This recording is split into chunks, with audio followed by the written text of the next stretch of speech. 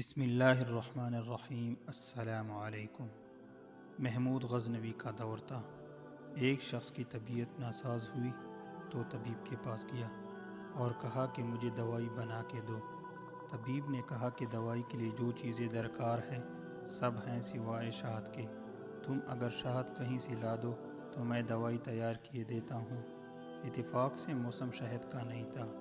اس شخص نے حکیم سے ایک ڈبہ لیا اور گیا لوگوں کے دروازے کھٹکھٹانے لگا، مگر ہر جگہ مایوسی ہوئی۔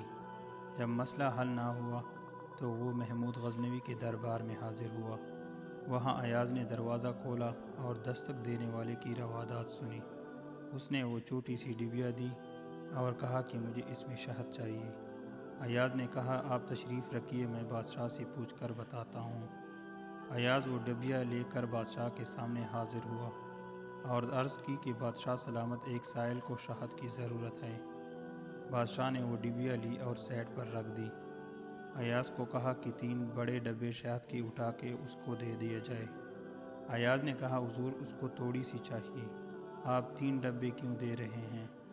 بادشاہ نے ایاز سے کہا ایاز وہ مزدور آدمی ہے، اس نے اپنے حیثیت کے مطابق مانگا ہے، ہم بادشاہ ہیں، ہم اپنی حیثیت کے مطابق دیں گے۔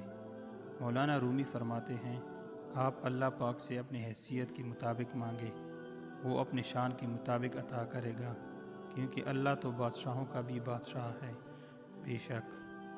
شکریہ دوستو، اگر آپ لوگوں کو ہماری ویڈیو پسند آئی ہو تو ہماری ویڈیو کو لائک اینڈ شیئر ضرور کریں اور چینل کو سبسکرائب کریں۔